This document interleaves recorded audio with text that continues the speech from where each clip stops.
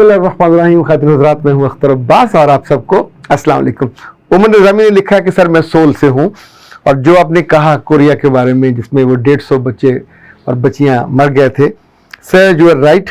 I am living in the exact place I to com soul, और मैं उसका witness हूँ। ये जो कुछ हुआ मेरे सामने हुआ, बहुत खौफनाक मंजर था। अल्लाह हम सबकी हिफाजत फरमाए। अच्छा, अल्लाह उनकी हिफाजत फरमाता है जो टठे कुएं में जाके नहीं गिरते, जो अंधे कुएं में गिरेंगे, किसी गंदी गैस वाली जगह पे गिरेंगे, रश वाली जगह पे गिरेंगे। जहाँ जहाँ ऑप्शन होता है जीने का वो और है, मरने का ऑप्शन और है।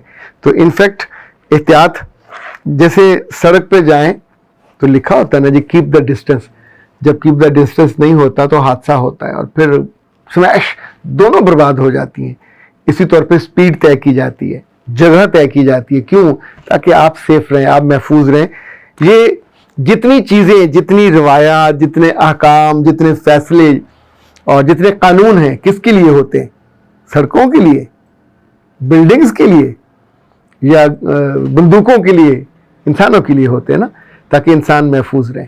आज इनफैक्ट आपके कमेंट्स का दिन है। बड़े ही दुखी दिल के साथ एक 55-56 साल की खातून की बात से आगाज़ करना चाह रहा हूँ। उन्होंने फ़ोन किया और फ़ोन करके फिर उन्होंने मुझसे इजाज़त मांगी कि बेटा तुम बहुत छोटे हो और मेरा दिल दुख से भरा हुआ है, अगर मैं दरमियान में रो पड़ी तो मेरा फ़ोन ना काटना, मुझे रो लेने देना, मेरा दिल बहुत भारी है। मैंने तो अपने सगे बेटे से नहीं कहा, मैंने अपने मियाँ से नहीं कहा। तो फिर उन्होंने बताया कि उनके बेटे की शादी को 3 हफ्ते हुए, अकलौता बेटा उनका, और उसकी मर्जी से जो दुल्हन आई है, इन्होंने को 15 तोले जेवर उस दुल्हन को डाला, उसकी मर्जी का। जो जो कपड़े जहाँ से उसने सिलवाने थे, इवन मेकअप का बता रही थी को 18,000 रुपया मेकअप का दिया, 25 मांगा था, 18 दिया, उसकी मर्जी का था कि लड़की खुश हो जाए। तो उन्होंने कहा कि 3 हफ्ते, और ये 3 हफ्ते खुशी के नहीं है, तकलीफ के हैं। तो मैंने पूछा क्या हुआ? उन्होंने कहा बेटा हुआ ये कि तुम इन लड़कियों को बहुत इनकी फेवर करते हो और इन्हें प्यारी बच्चियां और प्यारी बेटियां कह के मुखातब करते हो। तो ये लड़की भी तो किसी प्यारी माँ की बेटी होगी ना, जिसने उसको इतनी अकल दे के नहीं भेजा कि जब से शादी हुई है उसने एक नमाज नहीं पढ़ी। वो सुबह 1 बजे उठ के नीचे आती है, उसका मियाँ कभी 12 बजे आ जाता, कभी 12:30, उसको हमने 1 बजे से पहले नीचे उतरते नहीं देखा। फिर दूसरा, उन्होंने कहा कि बेटा मैं इस घर में बहू इसलिए लेके आई हूँ कि मेरा हाथ बटाए, ये मैं सिर्फ उस कमरे की रौनक के लिए उसको लेके नहीं आई। शुरू में जब उसके कमरे में नाश्ता पहुंचाया तो नाश्ता पहुंचाने वाली इनकी मेट थी, और वो आगे आगे गई, पीछे पीछे ये गए। तो उस लड़की को उन्होंने नाश्ते की ट्रे पकड़ाई और उसने बगैर कोई कागज रखे, बगैर कोई चादर बिछाए अपने बेड पे रख ली। और फिर जब उसने चाय का कप उठाया तो उसके हाथ से, वो जैसे कहते हैं ना बाज़ दफ़ा हाथ आपका हिल जाता है, ये कांप जाता है, तो चाय उस बिल्कुल नए बेड पे और नई चादर पे गिरी। अब अगली जो बात है, उन्होंने कहा मेरे बच्चे मुझे ये बताओ कि ये मैं कहाँ से किसी गधे की औलाद ले आई हूँ कि उसने उठ के, उन्हें मैं देख रही हूँ कि अब क्या करती है, उसने उठ के इतना नहीं किया कि टिश्यू पेपर पकड़ती उसके ऊपर रख देती, या उसको इतनी अकल तो होगी कि जो चाय का दाग है ये चादर से उतरता नहीं है। उन्होंने कहा हमने अपनी माँ से सीखा, कभी दाग लग जाए सालन का, चाय का, फौरन वहां से चादर उठाते हैं, उसको उतना सा गीला किया, धोया और फिर वापस जाके बिछा दिया। उसने ये भी नहीं किया। तो मैंने उनसे पूछा आपने क्या किया? उन्होंने कहा मैंने बेटा कुछ नहीं किया, मैं वहां से वापस आ गई। एंड देन आई वेटेड कि ये जिंदगी को कैसे लेके आगे चलेगी। देन जो उनका ज्यादा दुख था, उन्होंने कहा कि उसने पैगाम दिया मेड को कि मैंने तो ऐसे ही जिंदगी गुजारनी है, मैं यही सोच के आई हूँ, मैं यहाँ काम करने के लिए नहीं आई। तो उसने कहा कि जो अम्मा हैं वो तो ये सोचती हैं कि सारे कामों की निगरानी आपकी होगी, आप इस घर को संभालोगे। तो उसने कहा मेरे अभी तो दिन है आराम करने के और मज़े करने के, تو میرا تو بس چلے تو میں اپنے میاں کے ساتھ اس گھر سے اڑ کے وہاں چلی جاؤں. وہ ملتان کام کرتا ہے, یہاں ملتان مجھے ساتھ ہی لے جائے.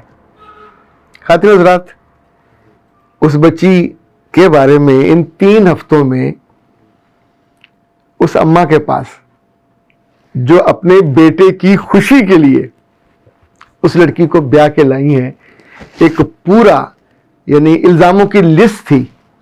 100 میں سے اگر مانو 10 غلط بھی ہوں, ہم کہتے ہیں ایگزیجریٹ کیا, لیکن اس میں سے کون کون سی بات ہے. آپ اگر بنو ساس اور لڑکی آپ کے گھر آئی ہو تو آپ اسے نہیں چاہو گے کہ وہ سب گھر کو اون کرے. آپ نہیں چاہو گے کہ اس کی ماں یا اس کے گھر والے اس کو سمجھایا ہو کہ بیٹا اب ان گھر کے جیوں کے ساتھ جینا ہے. جب وہ صبح اٹھتے ہیں, جب وہ صبح ناشتہ کرتے ہیں, وہ تمہاری اماں کے ملازم نہیں ہیں کہ تمہارے لیے الگ ناشتے بنا کہ یہ 1 دن کا ہو سکتا ہے, 2 دن کا. یعنی میں بالکل کلیئر ہوں اس معاملے میں کہ ساس اور سسر کو یہ عادت ڈالنی ہی نہیں چاہیے کہ ان کے دلہن کے کمرے میں ناشتہ بھیجے. جو ناشتے کا ٹائم ہے 7 سے, پچھلے دنوں میں اسلام آباد گیا ہوا تھا تو میں اس وقت جو ہوٹل پہنچا تو 10:30 بجے تھے. تو میں نے ریسیپشن پہ فون کیا کہ what about the break fast. چونکہ جو بڑے ہوٹلز ہیں وہاں بریک فاسٹ کمپلیمنٹری ہوتا ہے. تو انہوں نے کہا سر 7 to 10. اب 10:15 ہو گئے, 10:30 ہو گئے. اب میں اگر ناشتہ منگواتا تو وہ 2400 روپے کا ناشتہ تھا, یعنی 200-300 روپے کی وہ چائے تھی, 1400 روپے کا وہ تھے چنے اور 2 پوڑیاں اور جیسے جیسے تھے, مطلب پراٹھا بھی 600-700 روپے کا پراٹھا تھا. اب دیکھیے اس کا بھی ایک قانون ہے. اگلے 2 دن میں نماز فجر کے بعد آرام سے بیٹھ کے تھوڑا اپنا موبائل دیکھ لیتا تھا اور 7 بجے کا انتظار کرتا تھا. تو ٹھیک 7 سوا 7 جا کے ابتدائی لوگوں میں سکون سے ناشتہ کرتا تھا. اب پتا تھا نا جی کہ بس میری جو آنے والی ہے وہ 8:15 بجے آئے گی, تو مجھے یہ وقت ہے ناشتہ بھی کرنا ہے, تیار بھی ہونا ہے. تو میں نے چند گھنٹوں میں سیکھ لیا کہ اس جگہ رہنا ہے, اتنی شاندار, اتنی مہنگی, سب کچھ لیوش ہے, پر اصول تو انہی کے چلیں گے, قانون تو انہی کا چلے گا, دروازہ انہی کے لاک سے کھلے گا. انہوں نے دروازے پہ کوئی لاک نہیں ہوتا ہے ہوٹلز میں, ایک چھوٹا سا کارڈ ہوتا ہے, تو آپ جا کے وہ جو ہینڈل ہے اس میں سینسر لگا ہوا ہوتا ہے, آپ اس پہ کارڈ آگے کرتے تو دروازہ کھل جاتا ہے. اچھا, میں دروازے کو جا کے کھولتا رہا. دوسرے دن ایک دفعہ کارڈ لگایا, آگے سے لکھا ہوا آ رہا تھا ایرر, دوبارہ لگایا, تیسری دفعہ لگایا, تو آئی واز سرپرائز کہ کیوں نہیں کھل رہا. تو سڈنلی مجھے خیال آیا کہ کہیں دروازہ تو غلط نہیں ہے. تو میرے کمرے کا نمبر تھا 110, تو میں اس وقت 109 پہ کھڑا تھا, تو الٹا بھی لٹک جاتا, نہیں کھلنا تھا, وہ کسی اور کا کمرہ تھا. اگر کوئی دیکھتا تو ظاہر میرے لیے امبیرسمنٹ ہوتی. اپنا کمرہ کھولنا چاہیے اس چابی سے جو محبت کی چابی لے کے آپ سسرال گئے ہو. اگر آپ جتنی مرضی حسین, امیر, کبیر, لطیف سب کچھ ہو, اگر آپ جا کے اپنی ساس کو اور اپنے سسر کو, یہ بیسیکلی تو ماں اور باپ ہیں, اگر ان کے مزاج کو نہیں سمجھتے. دیکھیں ساسیں اور سسر عام طور پہ تب تنگ ہوتے ہیں جب ان کے تنگ ہونے کا وقت آتا ہے, جب آپ کے نخرے بڑھ جاتے ہیں, جب آپ ان کے بیٹے کو کاٹنے, یعنی بہت سی ساسیں اور ان کی بیٹیاں اس بات پہ فساد شروع ہوتا ہے کہ یہ ان کے بیٹے کو اس معمول سے ناشتہ کرنے بھی نہیں آنے دیتی, اپنے پاس بٹھائے رکھتی ہیں. اگر وہ پہلے نماز کا پابند تھا, وقت پہ ماں باپ کے پاس آ کے بیٹھنے کا عادی تھا, تو شروع میں یہ جو عشق ہے, یہ جو محبت ہے, یہ ایسی سر چڑھ کے بولتی ہے. ہم اپنی کونسلنگ میں بطور خاص بچیوں کو سمجھاتے ہیں کہ اللہ کی بندیوں, غسل بھی کرنا ہو تو باقی لوگوں کو اٹھنے سے پہلے کر لینا, اور کھلے بال کر کے گیلے بالوں کے ساتھ نیچے مت اترنا, انسلٹ ہو جائے گی. جو ڈرائر ہوتے ہیں ان کا اچار ڈالنا, ان سے اپنے کمرے میں فٹافٹ ڈرائی کرو. میں تو یہ بھی کہتا ہوتا ہوں کہ جو صبح سوٹ پہننا ہے وہ آپ کے پاس الگ بیگ میں ہونا چاہیے, تاکہ صبح آپ اس وقت ڈھونڈتے نہ پھرو میں نے کیا کہنا ہے. کیوں؟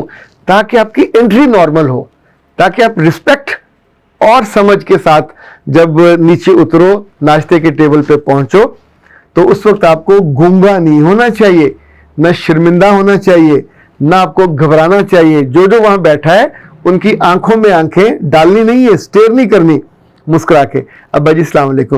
رات میاں سے پوچھ لو نا کہ آپ اپنے ابا جی کو کیا کہتے ہو. اگر وہ کہتا ابا جی بابا, تو پوچھ لے کہ میں کیا کہوں. وہ سب میاں جی چاہتے ہیں کہ میری ماں کو وہی کہو جو میں کہتا ہوں. تو آپ نے اگر تائی چاچی مامی کچھ اور کہنا ہے تو یہ چھوٹے درجے کی بات ہے. تو لفظ وہ اختیار کر لیں جو میاں نے کرنے. انفیکٹ اس جگہ پہ آپ کی جو پذیرائی ہے، آپ کی جو جگہ بننی ہے، جو آپ کی امپورٹنس بننی ہے، وہ آپ کے طرز عمل سے بننی ہے، آپ کی دانشمندی سے، عقل سے. اگر گھروں میں کسی نے آپ کو نہیں بتایا اور جا کے آپ نے غلط جگہ پہ مقابلہ شروع کر دیا. آپ جب کمرہ امتحان میں جاتے ہیں تو کیا کبھی ممتحن سے آپ نے ٹکر لی ہے؟ کبھی ممتحن سے آپ وہ سینگ پھنسا کے بیٹھ جائیں پھر دیکھیں کیسے آپ کا پیپر ہوتا ہے. تو شیر ممتحن ماں بعد میں ہے، آپ اس امتحان میں فیل ہو گئے. مجھے اس خاتون کو سمجھانا نہیں تھا، مجھے ان کو سننا تھا. ان کے جو دل کا بوجھ تھا، جو ان کے سگے بیٹے، اس میں قصور جتنا لڑکی تھا اس سے زیادہ لڑکے کا تھا کہ اس بیٹے کو تو اس گھر کی روایت کا پتہ تھا.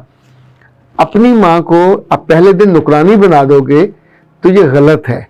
ماں کا رول ماں کا رول ہے، بیٹی کو بیٹی کے رول میں آنا چاہیے، بہو کو بہو کے رول میں رہنا چاہیے. یہ سفر ہم آہنگی سے چلے. یہ لاہور سے اسلام آباد یا لاہور سے کراچی کا سفر نہیں ہے، یہ زندگی کا سفر ہے.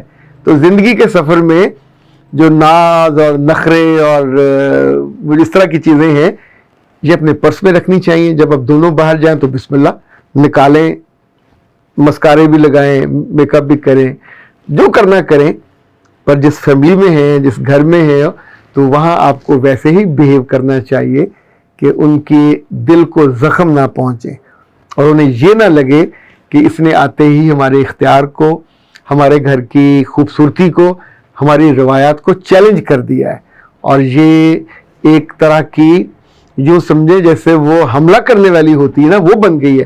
تو حملہ آوروں کو تو عزت کوئی نہیں دیتا، محبت بھی کوئی نہیں دیتا. اس پورے معاملے میں جو سب سے آخری بات تھی جو میرے لیے بھی تکلیف دہ تھی، وہ بیٹے نے آ کے اپنی ماں سے کہا کہ اماں یہ جو کچھ کر رہی ہے بس ٹھیک ہے، اب یہ ایسے ہی ہے، لیکن اس کی ماں کو مت بتانا. وہ کہتی ہے کہ جو میری آتے ہیں، جو میرا گھر ہے، میں نے یہاں ایسے ہی رہنا ہے، تو میری ماں کو مت پتہ چلے ورنہ وہ مجھے ڈانٹے گی. یعنی اس نے اپنی ماں کو اس سے بھی نیچے کر دیا. تو آپ سوچئے اس کے بعد تو پھر بددعائیں بچتی ہیں، پھر ایسی کمپنی چلتی نہیں ہے.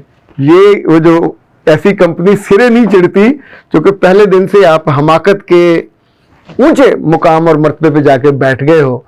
تو یہ حماقت کی جو سیڑھی ہے نیچے سے جب گرے گی تو منہ کے بل نیچے گریں گے.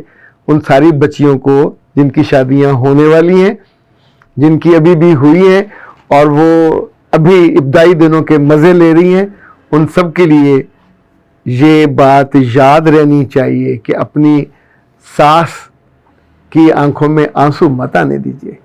یہ آنسو میرے بچوں بہت بھاری پڑتے ہیں. یہ خوشی بھی کھا جاتے ہیں، سکون بھی کھا جاتے ہیں اور خیر و برکت بھی کھا جاتے ہیں. اختر عباس کو دیجیے اجازت. السلام علیکم.